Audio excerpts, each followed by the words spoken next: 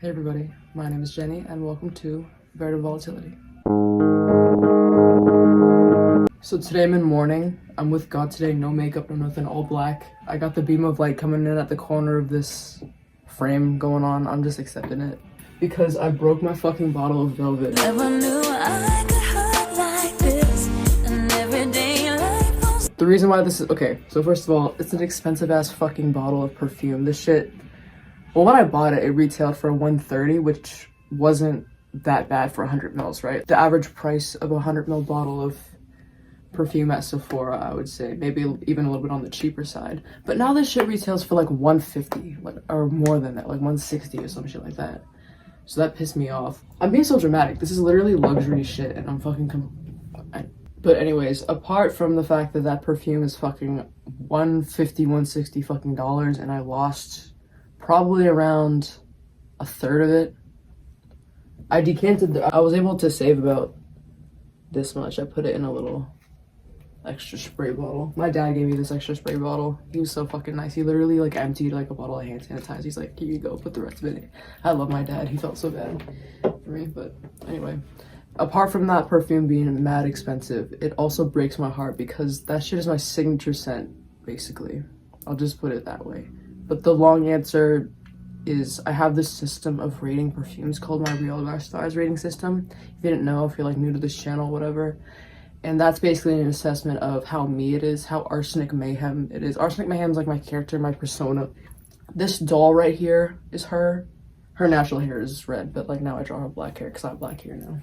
These pictures are all her, like different versions of her, like Grabouge her, like with the yellow and stuff. There's lots of lore. I have like all that shit like in the description if you are curious and shit.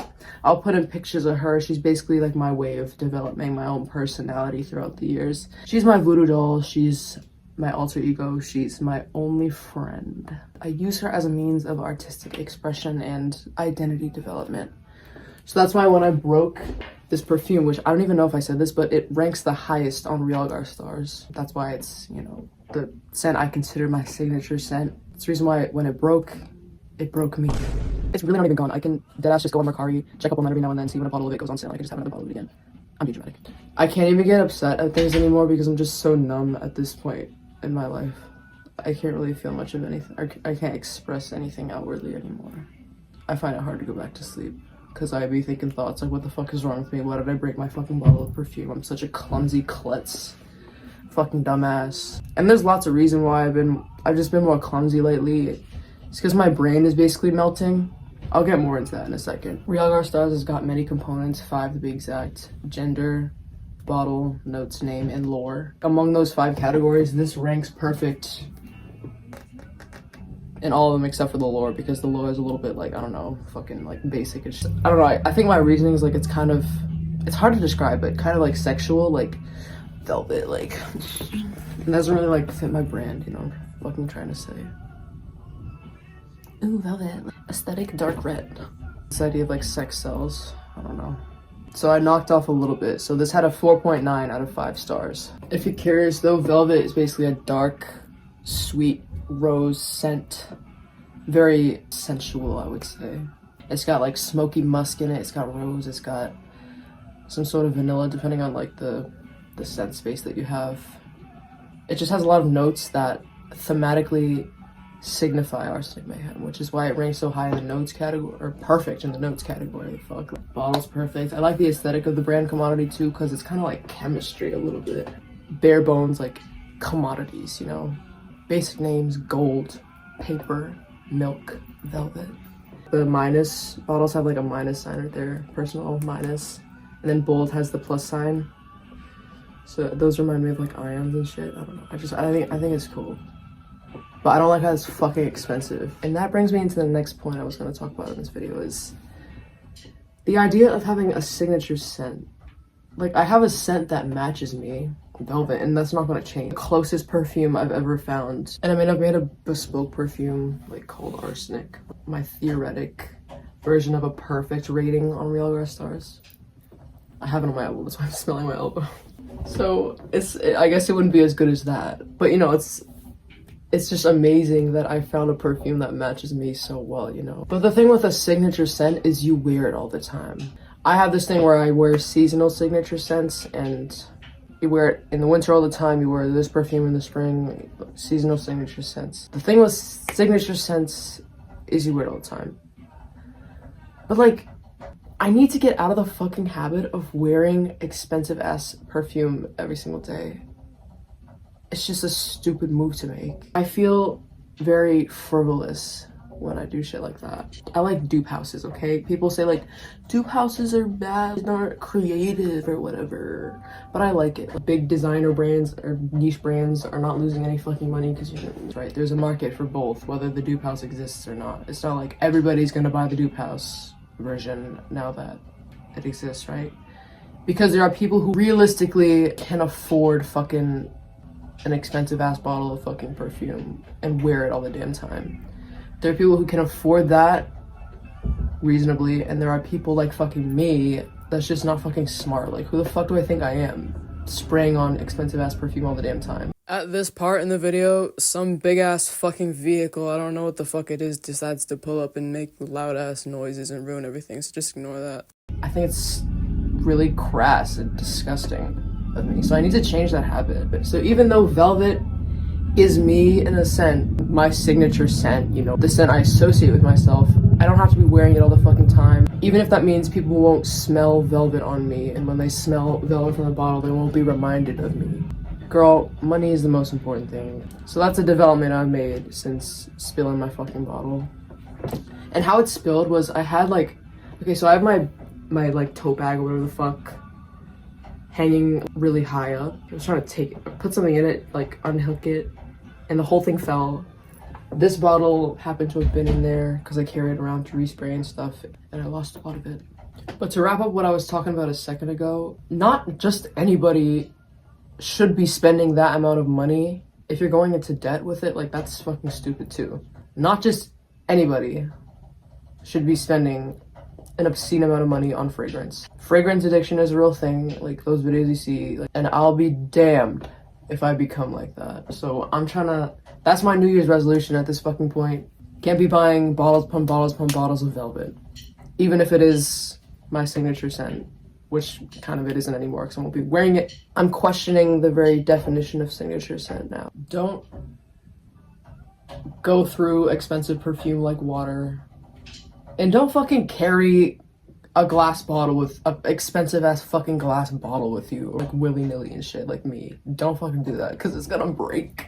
You might say like, oh, just bring a travel size. Bitch, I'm not spending no money on travel sizes. That's higher price per milliliter, so fuck that. They say like, oh, get one of those, like one of these motherfuckers. Bitch, trust me, I tried to take the little thingy off the top, this part off of Velvet, and it didn't fucking work. Like, so you might break your fucking perfume like that, so it's risky. Sometimes it works, sometimes it doesn't.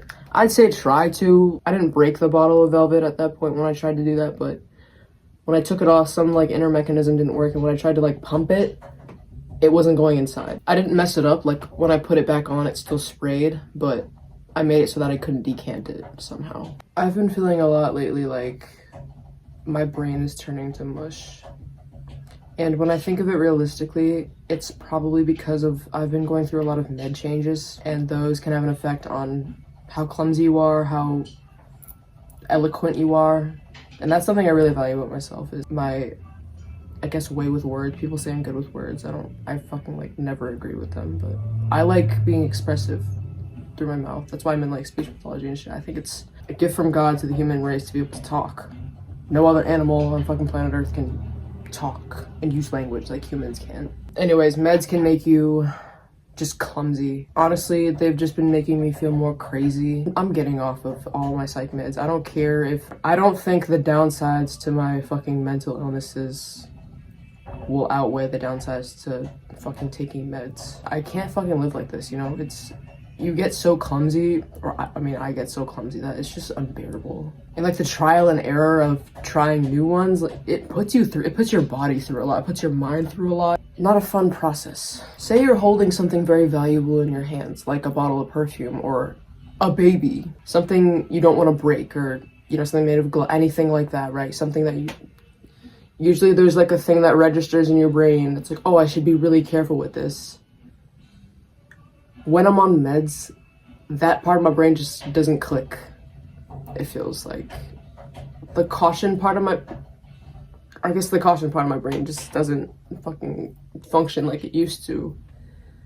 Hopefully it goes back to normal now that I'm just stopping everything. I don't give a fuck what the fucking psych people say. So I think my new seasonal signature scent for winter, because originally my winter scent was velvet, but not doing that shit anymore because it's expensive, is gonna be this one called Oud Mood by Lattafa, because it's got some similar notes. It's a very similar type of profile. They both got rose, they both are very smoky. This one, however, is more gourmand, so sort of more symbolism of hunger, obsession, wanting something.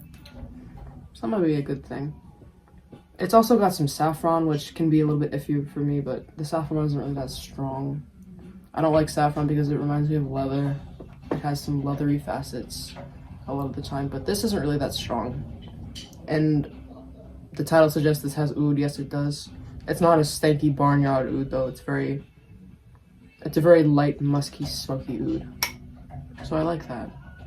Kind of similar to velvet really, but this retails for fucking $20 or some ludicrous shit like that. This gonna last way fucking longer because it's an air perfume. I mean, come on, forget about it. I'm gonna be wearing that shit in the winter from now on. That's my new winter seasonal signature scent, whatever you want to call it. What does signature scent even mean anymore? Is it the scent that I consider to embody me, because that would be velvet still? Or is it this shit that when people smell, they'll be like, oh, that's Jenny? There's two different meanings, I guess. Maybe I'll think of a new term to use. But isn't this bottle pretty? If you don't know, I make really aesthetic fucking mood boards of my realgar stars ratings for a bunch of perfumes. So I'll probably make one of those mood boards for this. A circle, and it has the rating at the top, whether anything from like 0 to 5 stars, right? We'd have that at the top. I have a feeling this would rank really high. I don't know. I haven't analyzed it yet. I do my realgar stars reading videos on this channel as well, so check out those videos if you would like. Yeah, up on the radar, I'll probably have an intensive realgar star rating of this one coming up soon, pieces. Because, I mean, if it's gonna be my new signature scent for the winter, probably needs one of those, right? And also, I won't be toting this bottle around. Luckily, I was able to take this part off and I was able to put it in one of those little decanter bottle thingies, which is, I'm very lucky about that. Cause let's get this shit in the sunlight. It's always been my thing to just wear the dupe version. Like, okay, so for example, my seasonal signature scent for fall is By the Fireplace, but I don't wear By the Fireplace by Maison Margiela every single fucking day in fall. I wear like the Dossier dupe version of it, or like, I want to get the Dua brand dupe version, because that brand fucking makes sense. That lasts a million years. Anyway, keep being you. Stay proud of yourself. Keep being you. Don't tie your self-worth to a perfume like I have. Like, don't get heartbroken if you break a bottle. Everybody makes mistakes. I tend to focus a lot on my own mistakes and think I'm a fucking piece of shit, fucking loser. And wake up and feeling of dread for weeks on end after I make a dumb mistake. But yeah, don't let that happen. Try not to, at least. It's tough out here, bro. I mean that sincerely from the bottom of my heart. Catch y'all in the next one. Bye.